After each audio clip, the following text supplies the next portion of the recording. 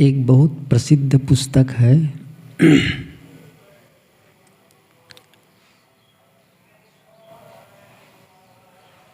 उसमें 7 आदतों के विषय में बताई गई है।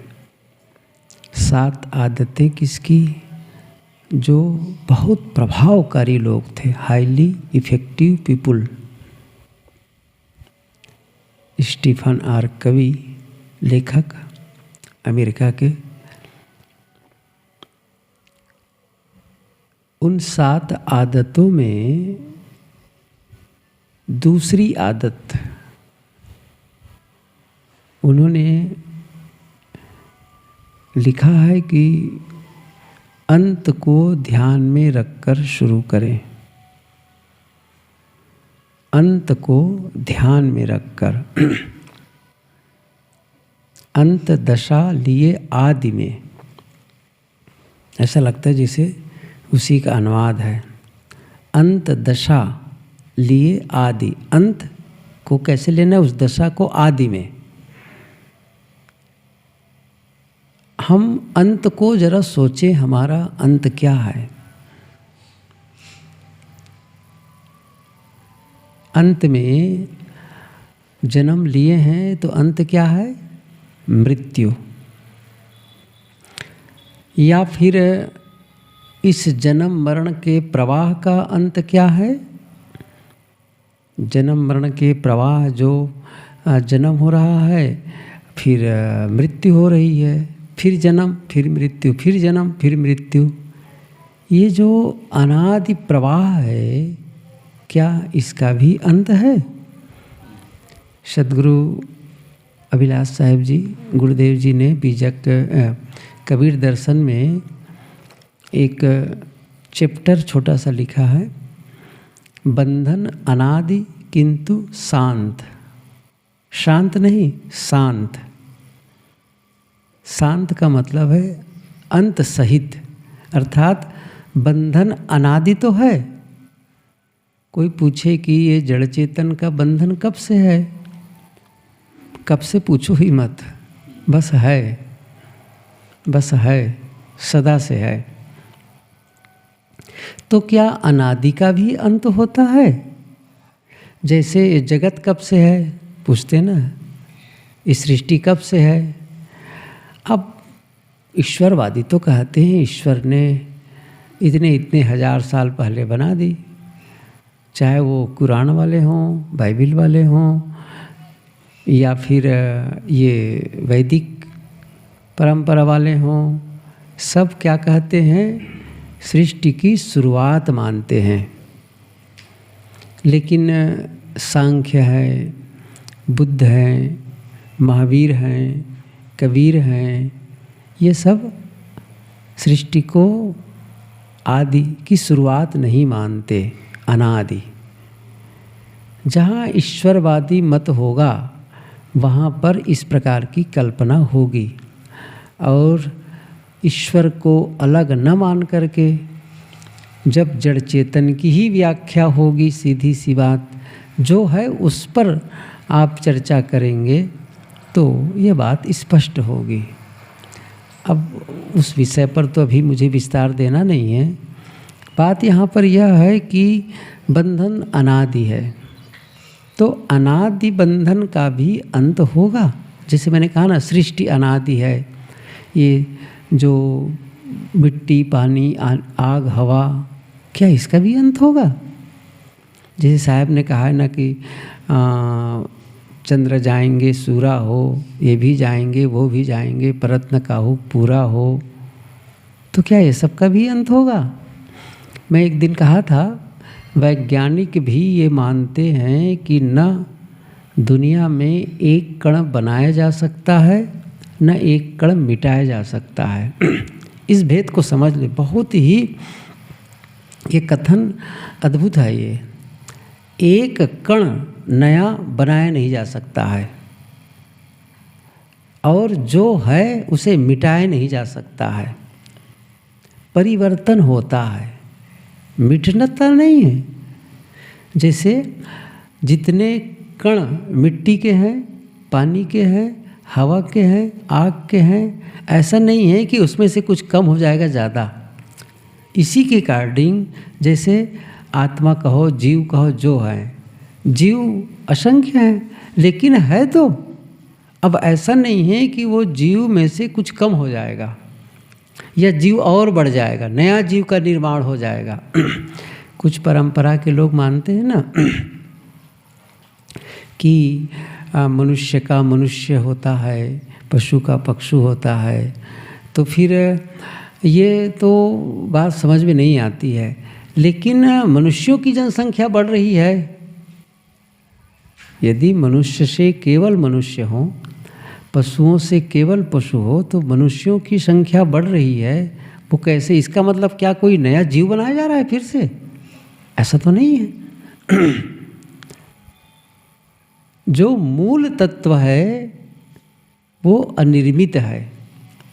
मूले मूला भावाद मूलम मूलम। गुरुदेव जी से ये पंक्ति हमने सुनी है, सांख्य सूत्र है ये, नहीं वैशेषिक का है शायद ये। तो मूले मूला भावाद, मूल का मूल नहीं होता है। जैसे पेड़ की जड़, पेड़ की जड़ और जड़ की फिर जड़, ऐसा नहीं होगा ना। पेड़ की जड़ है, ऐसे ही ये जड़ चेतन मूल है। लेकिन इसका कोई मूल नहीं है, उसका कोई कारण नहीं है, कोई कर्ता नहीं है।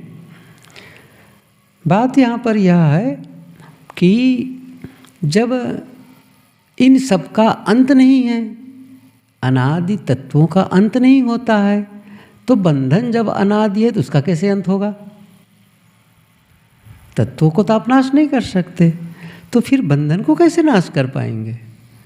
अब बात इतनी सी है यहाँ पर, एक है तत्वतः अनादि, दूसरा है प्रवाह रूप अनादि। थोड़ी सी सिद्धांत की बात कर रहा हूँ, रोज़ तो और बातें होती थी, बस एक संक्षिप्त में। एक होता है तत्वतः अनादि, जैसे मैंने कहा ना, जड़ का मतलब हुआ चार तत्व। चार तत्व में असंख्यात कण हैं, बहुत है। कौन कौन से हैं? मिट्टी, पानी, आग, हवा, ये चार हैं। आकाश तो केवल नाम का है। तो ये चार तत्व हैं। अब ये कण न तो बनते हैं न मिटते हैं, और चेतन असंख्य हैं। तो ये कभी इसकी शुरुआत नहीं, कभी अंत नहीं, लेकिन दोनों का संबंध है। अब इसका अंत तो नहीं है, तत्वतः ये अनादि है, उसका अंत नहीं होगा। लेकिन प्रवाह का अंत होता है। प्रवाह का मतलब है एक के बाद एक, एक के बाद एक। जैसे बीज और वृक्ष, प्रश्न आता है कि बीज पहले कि वृक्ष पहले है? भाई मुर्गी है कि अंडा? ये पुराना प्रश्न है। तो किसको पहले कहोगे? बीज है, पहले बीज हुआ। हाँ बीज, अच्छा बिना वृक्ष के बीज कैसे? अरे हाँ, वृक्ष हुआ। अच्छा बिना बीज के वृक्ष कैसे? अरे ये तो समझ में नहीं आता है। तब कहा जाता है ये अनादि है, बीज वृक्ष अनादि है। बहुत छोटा था मैं, लेकिन फिर भी मैं हाई स्कूल में पढ़ता रहा होगा, ऐसा लगता है, पढ़ता था। हमारे जन्मभूमि में, मेरी जन्मभूमि में आए थे बुरहानपुर से, जिन्हें हम लोग वक्ता साहब कहते थे, गुरु शरण साहब। उन्हीं से तो मैं दीक्षा भी लिया था। तो बहुत कक्षा 4 में पढ़ते थे उस समय, लेकिन जब बाद में और आए थे तो मैं उनके लिए नहाने के लिए पानी भरने गया। ऐसे ही बरसात का मौसम रहा, मन में हुआ साहब को नहलाऊं पानी निकाल के, पता नहीं कैसे मन में आया। गया तो पानी निकाल करके बाल्टी में भरने लगा, और उस समय मुझे याद अच्छी तरह से श्री गुरसुख साहब जी सेवा में थे। अब बस यूँ ही, किस क्लास में पढ़ते हो? मैंने कहा शायद 10 में कि 9 में, कुछ भी कहा। अच्छा बताओ ये सृष्टि दुनिया कब से है? अब जो वो पढ़ा था, एक समय था जब सूर्य से टुकड़ा हुआ, फिर ऐसा हुआ वैसा हुआ। अच्छा तो कब से हुआ? पता नहीं। अब बहुत से प्रश्न ऐसे किए, पहले दिन हुआ कि रात, क्या हुआ। अब मैंने कहा तो पता नहीं है। अच्छा अपने पिताजी से पूछ के बताना। अब मैं कहाँ पूछने वाला। अब वो चले गए। अब मन तो रहा। फिर ऐसा संजोग कि घर में एक पुस्तक रखी थी श्री काशी साहब की लिखी हुई। कौन कौन सी है? नहीं, जड़ चेतन के अलावा और एक है जिसमें ये शुरुआती प्रश्न लिखा कि बीज है कि वृक्ष, ये है कि वो, ऐसा कहीं लिखा था। उन्हीं की है कि श्री दामोदर साहब की लिखी हुई पुस्तक। कौन सी पुस्तक मैंने पढ़ी, शुरुआत में ही ऐसे प्रश्न आए। नहीं सरल बहुत तो हम जानते भी नहीं थे उस समय। तो कौन कौन सी पुस्तक है? एक तो जड़ चेतन भेद प्रकाश है,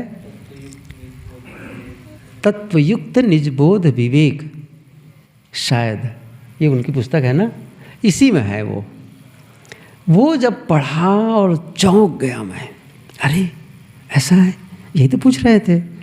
और पढ़ता चला गया, बातें समझ में आने लग गई और भी फिर पढ़ने लगा। फिर ज़्यादातर तो मुझे समझ में तो बातें आ गई थी। फिर जब गुरुदेव जी की जगन्मी मानसा मिली, उसको पढ़ करके तो किवाड़ ही खुल गया। जगन्मी मानसा पढ़ करके फिर बहुत सारी पुस्तकें पढ़ता चला गया और वो सिद्धांत बिल्कुल पुष्ट होता चला गया। ये तो संस्मरण सुना दिया। बात यहाँ पर यह है कि इसकी न शुरुआत है न अंत है। लेकिन ये जो बीज और वृक्ष की चर्चा इसलिए कहा कि बीज और वृक्ष दोनों प्रवाह रूप अनादि है, लेकिन उसका अंत संभव है। कैसे संभव है? बीज को जब भून दिया जाता है, जला दिया जाता है, तो फिर से वृक्ष नहीं निर्मित होते हैं, अंत हो जाता है। क्योंकि प्रवाह रूप में एक के बाद एक, एक के बाद एक, तो एक को जब नहीं करेंगे तो दूसरा नहीं होगा। ऐसे ही वासना और शरीर, देह, वासना से शरीर है, शरीर से वासना है। जन्म क्यों हुआ? वासना है। अब शरीर है तो वासना का फिर से निर्मित हो जाता है। ये जन्म मरण का प्रवाह है। ऐसे ही जब वासना का अंत होगा तो फिर किसका अंत हो जाएगा? फिर से देह का अंत हो जाएगा। निर्मित ही नहीं होगा, प्रारंभ भी नहीं होगा। मैं कुछ बताना चाहता था असल में एक विषय। ये तो सिद्धांत की बात में थोड़ा सा विस्तार में चर्चा हो गई, लेकिन कभी कभी इन बातों को जानना भी जरूरी होता है। जरूरी इसलिए होता है कि अच्छा इसी बोध के अभाव में तो लोग भटकते हैं। लोग भटकते क्यों हैं? कोई आ गए अमुक पुजारी, अमुक हाथ देखने वाला, अमुक मत वाला। बोध की स्थिरता नहीं है, बोध की स्थिरता नहीं है, समझ नहीं है, तो जो कहे उसमें भटक गए।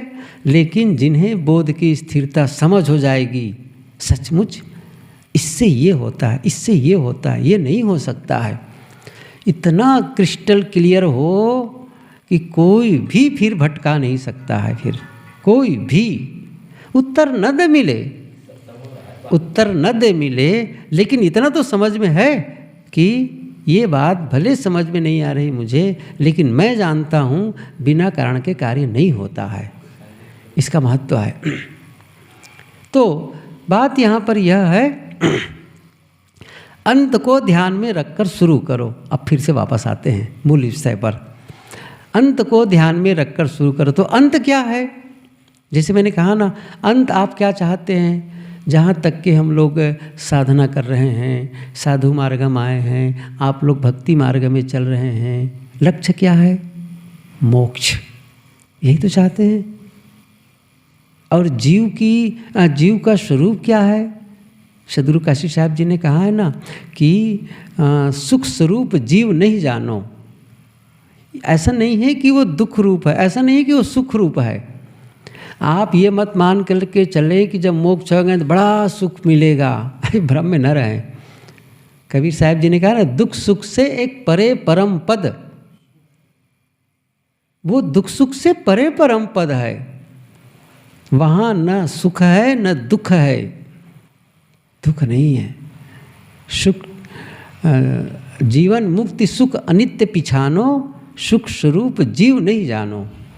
ये जड़ चेतन कभी आप पढ़ें तो ये पंक्ति आएगी। जीवन मुक्ति सुख भी नित्य नहीं है, क्योंकि जब तक जीवन है तब तक जीवन मुक्ति का सुख है, और जब देह नहीं है तब विदेह मुक्ति में वो भी नहीं है। अर्थात वो सुख दुख से परे की दशा है, वही निर्वाण। बुद्ध की भाषा में निर्वाण, योग दर्शन की भाषा में कैवल्य, एक ही बात है। और जीवन मुक्ति कह रहे हैं उसी को। तो वो क्या है कि आप क्या होता है उस समय असंबंध की दशा, असंबंध, संबंध रहित, किसी से भी संबंध नहीं। और ये भी सच है, जब आप शरीर छोड़ के जाएंगे, अभी इसी जीवन की बात कर लीजिए, क्या लेकर के जाएंगे? जो आपने अभी संग्रह किया है। बड़ा सा मकान हो, बड़ी सी गाड़ी हो, बहुत बड़ा परिवार हो, क्या साथ जाएगा? क्या साथ जाएगा? सब कुछ छूट जाएगा, कुछ भी तो साथ नहीं चलता है। एक चुटकुला है, बच्चे बात कर रहे थे, बच्चे क्या जवान ही हो गए थे, बात कर रहे थे, मेरे दादाजी जब मरे तो हमारे लिए 10 लाख रुपया छोड़ कर गए। दूसरे ने कहा बस मेरे दादाजी मरे तब 5 करोड़ रुपये छोड़ कर गए। ऐसा सब लोग बात कर रहे थे। तीसरा बैठा था, तुम बताओ। क्या बताऊं, तुम लोग तो बता ही रहे हो। नहीं बताओ तो सही, तुम्हारे दादाजी कितना छोड़ कर गए? उसने कहा मेरे दादाजी मरे, पूरी दुनिया छोड़ कर गए। क्या छोड़ कर गए? पूरी दुनिया छोड़ कर के गए। आप लोग क्या छोड़ कर जाने वाले हैं? क्या छोड़ कर जाने वाले हैं? पूरी दुनिया। सही है ना? एक कण भी आपका नहीं है, एक तृण भी आपका नहीं है। तो जो अंत में होने वाला है उसका अभ्यास आपको आज करना होगा। आज करना होगा, ये मैं कहना चाहता हूँ। यदि वह अभ्यास आज नहीं हुआ तो अंत में भी नहीं होगा, वो साथ में चिपका ही रहेगा। अच्छा, बाहर से नहीं, लेकिन वासना, ये मैं कहना चाहता हूँ। देखिए, मन से ही संबंध होता है, हमेशा ध्यान रखो। जो देखिए गुरुदेव जी कहा करते थे, नदी के 2 तट, जैसे नदी है ना, 2 तट हैं। अच्छा, जिसमें 2 तट हो नदी ही नहीं होगी, फिर तो वो नदी, जिसमें तट ही ना हो तो नदी ही नहीं है। 2 तटों के बीच में ही जलधारा प्रवाहित होती है। ऐसे ही 2 तट क्या हैं जीवन के? जन्म और मृत्यु, ये 2 तट हैं। इन्हीं दोनों तटों के बीच में ये जीवन धारा प्रवाहित होती है। तो जब जो अंतिम है, जो मृत्यु है, ये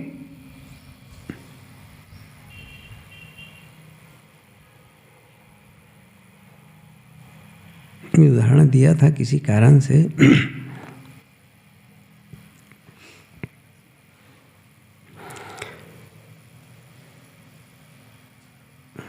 जन्म है तो मृत्यु है, ये तो होना ही है।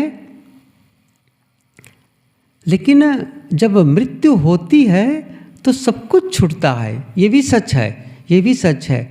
लेकिन होता क्या है कि उसके साथ में उसके संस्कार चलते हैं, फिर संस्कार चलते हैं, और उसी को कहते हैं ना सूक्ष्म शरीर।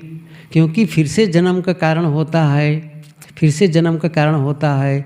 बात यहाँ पर यह है, जब मोक्ष की दशा हो के में आने की बात है तो जो वासना रूपी बीज है उसको भून देना है। जैसे अभी बीज और वृक्ष को उदाहरण दिया था, जब आप वृक्ष के बीज को भून देते हैं तो फिर से वृक्ष निर्मित नहीं होता है, फिर से अंकुर नहीं फूटता है। ऐसे ही फिर से जन्म न हो, फिर से जन्म मृत्यु का प्रवाह न हो, उसका अंत हो जाए, तो जो कारण है उसको अंत करना पड़ेगा ताकि कार्य न हो। तो कारण है वासना, तो वासना का अंत वो कैसे होगा? जब आप उसका अभ्यास करेंगे। मैंने कहा ना, मन इस पर कह रहा था कि ये दोनों तटों को जोड़ने वाला, नदी के दोनों तटों को जोड़ने वाला एक पुल होता है। पुल जो है दोनों तटों को जोड़ता है। ऐसे ही जड़ और चेतन, या कहना चाहिए शरीर और संसार, इसको जोड़ने वाला कौन है? मन। मन, वही मन है। और आप साधना करते हुए क्या करते हैं? उस मन को अलग कर देते हैं, बस। इसीलिए कबीर साहब ने कहा, मन को अमन उन्मुनि दशा, सहज समाधि उन्मुनि जागे, सहज मिले रघुराई। सहज समाधि उन्मुनि दशा, उन्मुनि का मतलब मन का अमन हो जाना, मन का अमन हो जाना। ये कब होगा? अच्छा, मन में तो अभी भी आप मैं जो कह रहा हूँ, देखो ध्यान को आप ये मत समझ लीजिए कि केवल इतना ही है। जिस दिन इसको भेद को समझेंगे ना, आप करने ही लग जाएंगे। लोग कई बार कहते नहीं हैं कि बस जड़ चेतन की व्याख्या करो, मोक्ष हो जाएगा। कैसे हो जाएगा? कैसे हो जाएगा? केवल बोध से काम नहीं चलता है, अभ्यास भी चाहिए। केवल बोध से काम नहीं चलेगा, काम चलेगा अभ्यास, इसकी भी आवश्यकता है। जैसे ये पता है कि क्रोध करना बुरा है, पता है कि नहीं है? अच्छा, फिर भी क्रोध होता है कि नहीं होता है? होता है ना। वो काम आ रहा है। वहाँ पर बड़े बड़े अक्षरों में लिख दिया है दीवार में, क्रोध करना बुरा है, रोज़ पढ़ रहे हैं, लेकिन अवसर पड़ा भवक पड़े। कहाँ गया वो क्रोध? कहाँ गया वो वाक्य लिखा है वो? क्या आपने अक्रोधी का, अक्रोधपना का, क्रोध के विपरीत अर्थात क्षमा का अभ्यास किया है? क्या आपने क्रोध के विपरीत शांति का अभ्यास किया है? नहीं है। तो जिसका अभ्यास है वही होगा, जिसका अभ्यास है वही होगा। इसलिए मैं ये कह रहा था कि अंत में क्या होने वाला है? सब कुछ से अलग मोक्ष की अवस्था में पहुंचेंगे तो क्या होगा? वहाँ कुछ नहीं मिलेगा, कुछ भी नहीं, कुछ भी नहीं। सब कुछ भूल जाना होगा, कोई साथ ही नहीं रहेगा, क्योंकि वहाँ शरीर नहीं है, मन नहीं है, इंद्रियां नहीं है। क्योंकि जगत से संबंध के लिए तो शरीर चाहिए, इंद्रियां चाहिए। अच्छा, शरीर होते हुए भी आप मन न हो, इंद्रियां न हो तो कैसे होगा? रूप का विषय आपको कब होगा? जब आँख हो। शब्द का विषय कब होगा? जब कान हो।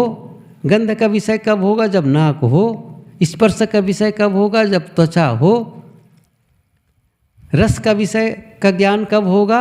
जब आपको जीभ हो। यही हो तब तो, और यही नहीं है तब।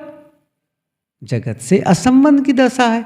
तो आप क्या चाह रहे हैं? असंबंध की दशा मोक्ष में। और वो कब के लिए? सदा सदा के लिए। ऐसा थोड़ी कि भाई 10 साल के लिए मोक्ष का अनुभव ले लेते हैं, 10 साल के बाद फिर जगत में आएंगे।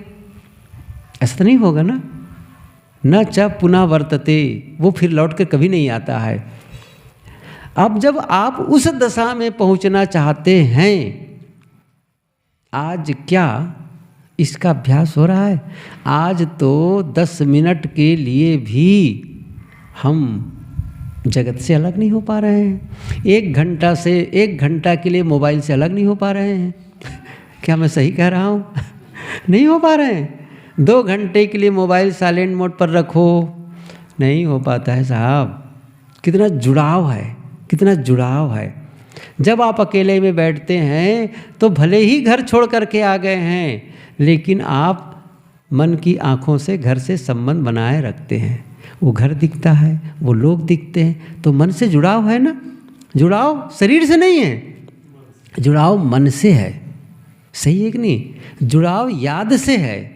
याद करते हैं, जैसे यहाँ आप बैठे हैं, फिर से मैं कह रहा हूँ, प्रयोग करें। अभी बैठे हैं, मैं एक शब्द कहता हूँ, अभी कोई याद नहीं है ना। जैसे शब्द बोलूँगा खाट से टच हो जाएगा उसको। जैसे आपकी माँ,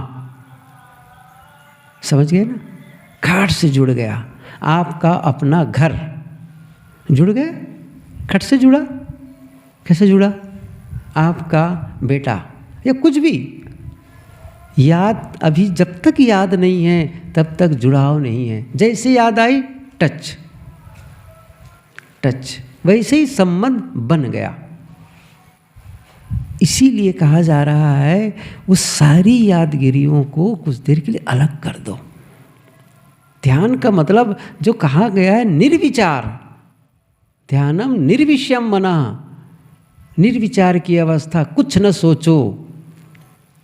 ये जो कहा जा रहा है इसी के लिए कहा जा रहा है। और ये कब होगा? ये भी साहब ने कहा है, जियत न तरे मुँह का तरियो, जीते ही जो न तरे। जीते जी, ऐसा नहीं कि मरने के बाद काम होने वाला है, ये जीते जी करना है। तो जीते जी करना है मतलब जीते जी उस दशा में पहुँचो जब आपका मन कुछ भी न सोचता हो, किसी से संबंध न हो, किसी से भी संबंध ना हो। 1 घंटे के लिए, आधे घंटे के लिए, कुछ मिनट के लिए असंबंध की दशा में पहुँचो तो सही, अचाह पद में पहुँचो तो सही। जिस समय आप कुछ नहीं चाहते, जिस समय आप सबसे डिस्कनेक्ट हो गए हैं, यह अभ्यास नहीं होगा तो केवल बोध से काम नहीं चलेगा, केवल जड़ चेतन की व्याख्या करने से काम नहीं चलेगा, केवल पाठ से काम नहीं चलेगा कि मैं रोज पाठ करूं। जैसे कोई रामायण और गीता का पाठ करता है, मैं बीजक का पाठ करूं, क्या होगा उससे? पाठ दोहराते रहने से। मैं नहीं कह रहा हूं कि पाठ नहीं दोहराना है, मुझे क्षमा करें, मैं विरोधी नहीं हूं पाठ का, लेकिन पाठ मात्र से काम होने वाला नहीं है, पूजा आरती मात्र से काम होने वाला नहीं है। कुछ लोग जाकर के मंदिर में देवी देवता की पूजा करते हैं, हम लोग अपने यहाँ संत गुरु को बुला करके पूजा कर लेते हैं और क्या कहते हैं, हम जिंदा जीवित प्राणी का पूजा करते हैं। कोई बात नहीं, वो सब रूप बदल गया है। लेकिन आप कहेंगे ऐसी आरती पूजा करके मेरा मोक्ष हो जाएगा, कल्याण हो जाएगा, भ्रम में न रहें भ्रम में न रहें आप और ये मानो कि मैं केवल कंठी ले लूँ गुरु महाराज से, इससे मेरा कल्याण हो जाएगा। नहीं होता है भाई, काम करना होता है, अभ्यास करना होता है। अभ्यास ही नहीं करेंगे कैसे काम बनेगा? और इसीलिए साधना अभ्यास की ज़रूरत है। देखिए, मैं इसलिए इस बात को कहना शुरू किया, आज तो मैं कुछ दूसरा ही सोच के आया था, लेकिन बात दूसरी निकल गई, वो थोड़ा सा लीक बदल गया रास्ता बदल गया। मैं इसलिए बताना चाहता हूँ कि आप जब तक इसका अभ्यास नहीं करेंगे, और छोड़ दीजिए मुक्ति गति की बातें, आप मोक्ष न भी चाहें, इस जीवन में भी आप सुख और शांति का अनुभव करना चाहते हैं, कोई बात नहीं, आप जन्म पर जन्म चाहते रहें, दुनिया में आते रहें, मुझे कोई दिक्कत नहीं है। लेकिन कम से कम इस जीवन को आप तो चाहते हैं ना बढ़िया से हो, निर्द्वंद और निश्चित हो। इस जीवन में तो कम से कम सुख और शांति चाहते हैं, तो कैसे होगा? जब तक आप अपने मन को परिमार्जित नहीं करेंगे, उसे परिष्कृत नहीं करेंगे, उसको आप छानेंगे नहीं, उसे संवारेंगे नहीं, तो सीधा कैसे होगा? इस टेढ़ा मेढ़ा मन, वक्र मन, कुटिल मन को आपको सही बनाना है। कबीर साहब जी ने कहा ना, टट्टा बिकट बाट मन माही, खोली कपाट महल मो जाई। टट्टा बिकट बाट मन माही, मन माही, मन का जो रास्ता है ना बड़ा टेढ़ा मेढ़ा है। टट्टा बिकट, बिकट रास्ता है, बिकट बाट मन माही, बाट माने रास्ता, टट्टा बिकट बाट, समझ रहे? बाट का मतलब क्या होता है? रास्ता, बिकट रास्ता है। बाट कैसा? बाट के पहले विशेषण, बाट के पहले विशेषण, एक तो कहते हैं सीधा रास्ता, एक कहते हैं भाई टेढ़ा मेढ़ा। ये जो टेढ़ा मेढ़ा क्या है? रास्ते का विशेषण, रास्ते का विशेषता बता रहा है, या तो सीधा या तो टेढ़ा मेढ़ा। तो कबीर साहब क्या कर रहे हैं? टट्टा बिकट बाट, बाट सीधा नहीं है, बिकट बाट है। किसका? मन माही, मन का जो रास्ता है बहुत विकट है और बड़ा विकट है। ऐसा करें साहब, खोली कपाट, जो फाटक लगा है ना अंदर का, ये भी कबीर साहब की पंक्ति कभी आप सुने होंगे। सुमिरन सुरति लगाए के मुख से कछु न बोल, बाहर के पट बंद कर अंतर के पट खोल। साहब बंदगी, आइए साहब, बाहर के पट बंद कर, ये जो इंद्रियों के पट, आँख नाक कान जीभ चाम, इसको बंद कर और अंतर के पट खोल। जो अंदर फाटक लगा है अविद्या का, अज्ञान का, उस फाटक को खोल और उसके अंदर प्रवेश कर। खोली कपाट, उस कपाट को खोल करके अंदर, खोली कपाट महल मो जाई, वो महल कहीं बाहर का नहीं है, आत्म महल, स्वरूप स्थिति का महल, आत्म स्थिति का महल, वही अपना घर। नित पारक प्रकाश जो सोई निज घर जान, बिन घर पाए आपना परे न यम पहचान।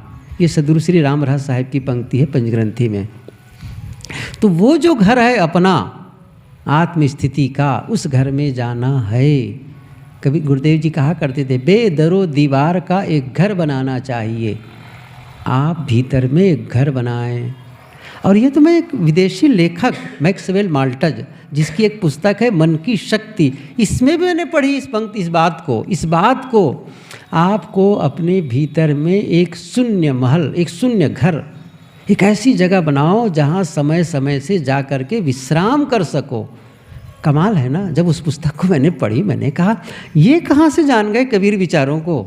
वो तो सुना भी नहीं होगा कबीर का नाम कभी। वो तो सर्जन था, प्लास्टिक सर्जन, जो मनोचिकित्सक भी का काम करता था। उनकी पुस्तक मैंने पढ़ी, मोटी है, काफ़ी मोटी है, साइकोसाइबरनेटिक्स। अब ये सब चीज़ें आप कभी पढ़ें तो जाने। साइको मनोसाइकिक जो अंदर होता है मन, इसके बारे में उन्होंने बहुत विस्तृत विवेचन किया है। साइकोसाइबरनेटिक्स उनकी पूरी व्याख्या ही है इस पर, पूरा मन पर ही इतना गहरा अध्ययन है। उसको पढ़ करके लगा कि कमाल के लेखक हैं ये। उसी पर ये बात आई है, आप अपने भीतर एक ऐसा घर बनाएं शान। और वो बात मुझे याद आती थी गुरुदेव की, बेदरो दीवार की एक घर बनाना चाहिए, एक ऐसा घर जहाँ बीच बीच में जा कर के विश्राम करें, शान। और वो दशा जहाँ कुछ नहीं करते, वहाँ पहुँच करके। वो कहानी बहुत पुरानी जापान की है। आज तो संडे है ना, सुपर संडे, तो बस 5 मिनट और तो संत की बात आती है कि एक बहुत सारे उनके शिष्य थे, बड़ा सा आश्रम था, बहुत बड़ा आश्रम। तो एक वहाँ का राजा उनको देखने आया। चलो भाई, संत की प्रसिद्धि है, बहुत सारे शिष्य हैं यहाँ, और लोग आते हैं, मिलते जुलने आते हैं, और अच्छी गतिविधि वहाँ की है, साधना परायण संत हैं, आश्रम भी बड़ा है। देखने गए तो जो वहाँ के प्रमुख संत थे, कहना चाहिए गुरु जी थे, वे राजा को आश्रम परिसर को दिखाने लगे और बताने लगे, ये संत निवास है, यहाँ संत रहते हैं, और ये कई कमरे बताए, ये संत निवास है, ये अतिथियों का निवास है, और फिर बताए कि ये भोजनालय है, यहाँ भोजन बनता है, यहाँ भोजन किया जाता है। ऐसे ही सब बताएं, ये अध्ययन कक्षा है, ये लाइब्रेरी है, ऐसे सब बता रहे थे। सब जगह जाते जाते जाते एक जगह आश्रम के बीच में एक सुंदर सा कक्ष बना था, हवा प्रकाश युक्त, जैसे ये आश्रम के ये कक्ष, और महापुरुषों के भी चित्र लगे हुए थे और बहुत सा बढ़िया सा। वहाँ गए और जा कर के वापस निकल गए और कुछ नहीं कहे। राजा ने पूछा भी, अच्छा यहाँ क्या करते हैं? सब जगह तो बताए, यहाँ पर ऐसा करते हैं, वहाँ पर वैसा करते हैं, सब एक्टिविटीज़ के बारे में बताए। यहाँ पर कुछ नहीं बोले संत, और फिर चलो ठीक है ऐसे कहा करके टाल दिए। और फिर सब बातों को सब जगह दिखाते दिखाते, ये स्टोर रूम है, ये है, सब बताए। लौट करके जब अब विदा करने का समय आया तो राजा ने कहा, आपने सभी जगहों के बारे में बताया, सभी घरों के बारे में, कक्ष के बारे में बताया कि हम यहाँ करते हैं, ये करते हैं, वो करते हैं, लेकिन मैं पूछा था उस कक्ष के बारे में कुछ नहीं बताया आप, वहाँ क्या करते हैं? संत ने कहा, मैं क्या बताता, वहाँ कुछ नहीं करते, वहाँ हम कुछ नहीं करने के लिए जाते, कुछ करना होता तब तो बताता। न हम वहाँ पढ़ते हैं, न वहाँ हम पाठ करते हैं, न वहाँ हम कोई भोजन करते हैं, न वहाँ हम सोते हैं, न हम व्यायाम करते हैं, वहाँ कुछ नहीं करते, कुछ नहीं करने के लिए जाते हैं। समझ गए बात? वो एक ऐसी जगह है जहाँ पहुँचे और कुछ नहीं करने की दशा में पहुँचे। कुछ नहीं चाहिए, कुछ न करो। एक समय आए जब आप शरीर से भी कुछ न करो, वाणी से भी कुछ न बोलो और मन से भी कुछ न करो, कुछ न सोचो। सोचो, उसमें एक दिन कहा था ना, कल ही कहा था, किसी की याद ना आए। सदगुरु विशाल देव की पंक्ति, क्या महत्वपूर्ण पंक्ति उनकी है ये सूक्ति है। जाहि समय कछु याद नहीं, ताहि समय दुख कौन। जिस समय किसी की याद ना आए, कौन सा दुख होगा बताओ। दुख यादों में है। किसी का प्यारा बच्चा मर गया हो और गहरी नींद में चला गया, दुख है? नहीं, नहीं। भूल गया, याद ही नहीं है, शांत, कोई दुख नहीं है।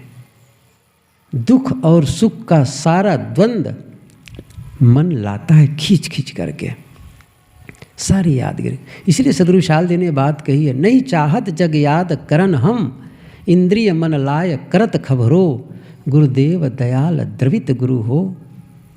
गुरुदेव जी के, सदगुरु विशाल देव की पंक्ति है, नहीं चाहत जग याद करन हम। साधक बैठता है अकेले में और फिर आता है। अंत में ऊब करके कहता है, हे गुरुदेव मेरे ऊपर कृपा करिए, मैं बहुत परेशान हूँ भीतर में, आप कुछ ऐसा उपाय बताइए कि मैं वो याद न करूँ। नहीं चाहत जग याद करन हम, इंद्रिय मन लाय करत खबरो। वो मेरे इंद्रियां और मेरे मन फिर से जगत का संदेश ला करके मेरे भीतर डाल देते हैं। उसने वैसा कहा था, उसने वैसा किया था, क्यों? किसी ज़रूरत नहीं है, लेकिन फिर याद आ गई। जैसे याद आई, उसने आपके साथ छल कपट व्यवहार किया था, अब उसके साथ में लड़ाई शुरू हो गई। अभी तक तो बिल्कुल निश्चिंत थे, जब याद नहीं थी तब जैसे याद आई बस अंदर अंदर संघर्ष, मैं उसको देख लूँगा, मैं उनको बताऊँगा, उसने मेरे साथ ऐसा किया। और जब याद नहीं थी तब किसी की भी, गुरुदेव जी भी बहुत कहा करते थे इस चीज़ को, अकेले आदमी शांत बैठा है, किसी की याद आ गई, युवक को युवती की या युवती को युवक की, अब खलबली होगी मन में, कब मिले कैसे हो। जब याद नहीं थी तब शांत थे, याद आई खलबली हो गई, जैसे वो खत्म हो जाए याद फिर शांत हो गए। ये जो बीच में जो खलबली हो रही थी वो क्यों? आपके मन में बस रहा था, वो खलबली मचा रही थी। और संत साधना के समय उसी से अपने आप को अलग करना है, इसी के अभ्यास। लेकिन ये सारा काम कब होगा? जब पूरे जीवन का स्ट्रक्चर बदले, स्ट्रक्चर बदले। और इसीलिए मैं जीवन निर्माण की बात कहता हूँ। आपको जीवन ऐसा निर्मित करना होगा जिसमें ध्यान का जन्म हो, ध्यान प्रकट हो, ध्यान को खींच करके लाना ना पड़े। कब तक खींच के लाते रहोगे? लग जाओ ध्यान, लग जाओ ध्यान, हो जाओ मन शांत, ऐसा थोड़े होता है। ज़बरदस्ती है क्या? आप किसी को ज़बरदस्ती करवा सकते हो काम, भोजन बनाओ नहीं फिर पीटूंगा, बना देगा बेचारा। झाड़ू लगाओ नहीं ठीक नहीं होगा, ठीक है भाई झाड़ू लगा देता हूँ। लेकिन ये कहो ध्यान करो, डांट दिए, ध्यान करो नहीं फिर ठीक नहीं होगा, तो डर के मारे बैठ जाएगा और ऐसे आंखें बंद करके बैठ जाएगा, पीठ तान करके भी, लेकिन अंदर अंदर गाली देगा। ज़बरदस्ती ध्यान लगवाओगे किसी को? ज़बरदस्ती लगवा ही नहीं सकते आप। जैसे कोई ज़बरदस्ती सम्मान चाहे अपना, भोलापन है ना, मेरा सम्मान करो, चलो भाई ठीक है, फूल माला डाल दे रहे डर के मारे भाई। लेकिन अंदर में क्या कहेगा? ये बदमाश मुझे पसंद ही नहीं है। सही है ना? आप ज़बरदस्ती सम्मान नहीं चाह सकते, किसी को ज़बरदस्ती ध्यान नहीं लगवा सकते। आप चाहेंगे तभी ध्यान में आप प्रवेश कर पाएंगे। आपका शौक़ होना चाहिए, आपका मन होना चाहिए, नहीं तो बीच बीच में मोबाइल बजेगा ही। क्षमा करें, बीच बीच में मोबाइल बजेगा ही, क्योंकि उसके लिए समर्पण नहीं है। याद आएगी बार बार उस चीज़ को, पूरा त्याग नहीं है। अभी थोड़ी देर के लिए त्याग नहीं कर पा रहे हैं और हम मोक्ष की कल्पना कर रहे हैं। धोखे में मत रहिए। ये भ्रम कोई कह सकता है, भ्रम डाल सकता है, नहीं ऐसा करोगे तो हो जाएगा। हम सभी भ्रम में, पूरा जीवन बीत जाता है भ्रम में। मैं सच बता रहा हूँ, मुझे तो इतना दिन का तो अनुभव है, मैं तो भ्रम में बहुत जीता हूँ। आप लोग शायद नहीं भ्रम होंगे, लेकिन मुझे पता है कि मैं कितना भ्रम में जीता हूँ। बहुत सम्मान मेरा करते हैं, मेरा बहुत सुनते हैं, इतना भ्रम में रहता हूँ, बाद में लगता है धोखे में हो। उसको साफ करना पड़ता है, जो भ्रम आता है ना अंदर में, उसकी फिर सफाई करनी पड़ती है। तुम धोखे में मत रहो, ये सब दिखावा है, सब दिखावा है। देखो अभी बैठे हैं आप लोग, भाग जाएंगे, यहाँ से चले जाएंगे, और मैं मानो मुझे बहुत सुनने आए थे। ये भ्रम है कि नहीं मेरा? बहुत धोखे में जीते हैं हम लोग। जिस दिन धोखे की पट्टी हटी, उसी दिन सत्य के दर्शन होंगे, उछल हो जाएंगे। 2 मिनट का टाइम है, 2 मिनट में अंतर यात्रा कर सकते हैं? जरा करके देखो।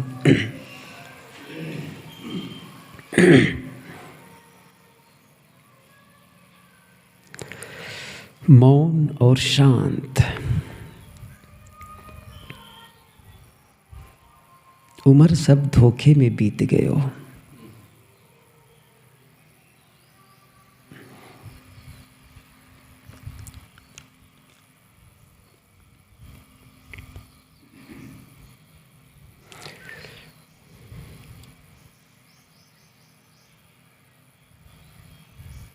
लेकिन अब सावधान, मुझे कुछ नहीं चाहिए, मैं शांत हूं, मैं अकेला हूं। कल्पना करिए, समुद्र के बीच, अथाह समुद्र, बीच में एक पर्वत है। पर्वत के शिखर पर बैठा हूं, अकेला बैठा हूं, एकदम अकेला।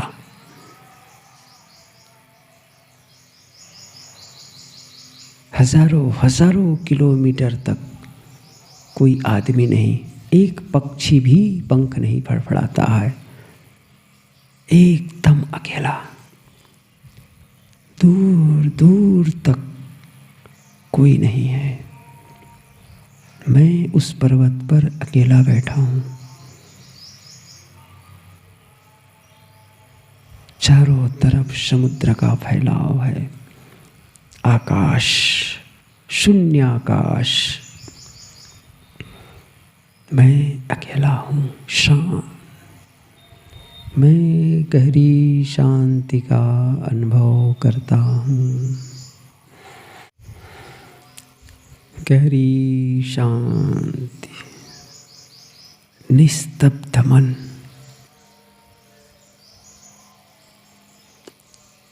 निष्कंप मन, शांत।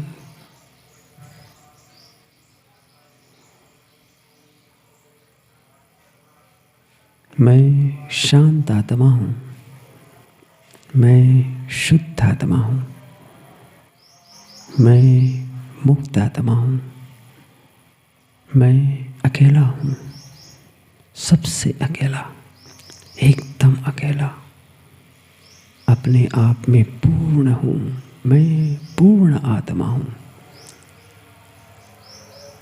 मुझे कुछ नहीं चाहिए, सब कुछ से अलग, शांत।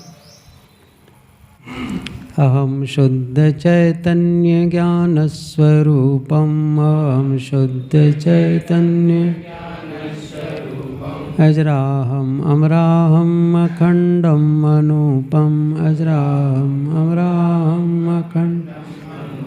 अहम शुद्ध चैतन्य ज्ञान स्वरूपम, अहम शुद्ध चैतन्य अजराहम अमराहम अखंडम अनूपम, अजराहम। अहम शुद्ध चैतन्य ज्ञान स्वरूपम, अहम शुद्ध चैतन्य अजराहम अमराहम अखंडम अनूपम, अजराहम अमराहम। बस साहिब बंदगी।